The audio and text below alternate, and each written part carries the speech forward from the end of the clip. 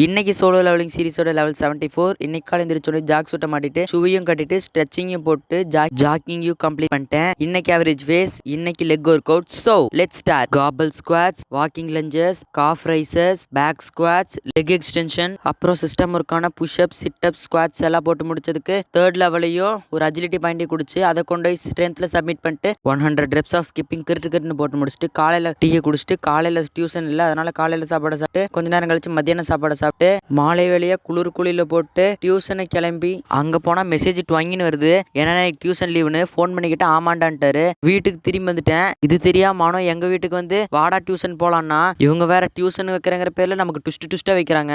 அங்க போய் நேத்து பாட்னி படிச்ச மாதிரியே ஜுவாலஜி படிச்சு என்னோட ஓன் லாங்குவேஜ்ல எழுதிட்டு, பாட்னி மாதிரி கிடையாது ஜுவாலஜி, படிக்கிறதுக்கு ரொம்ப இன்ட்ரெஸ்டிங்கா இருக்கும். அப்படி படிச்சுட்டு இருக்கும்போதே ஒரு கமெண்ட், இந்த கமெண்ட்டை பண்ணவர் இதை கொஞ்சம் பார்த்தா நல்லா இருக்கும், மாரடைப்பு வந்து செத்துருவேன் அப்படின்னு சொல்றாரு.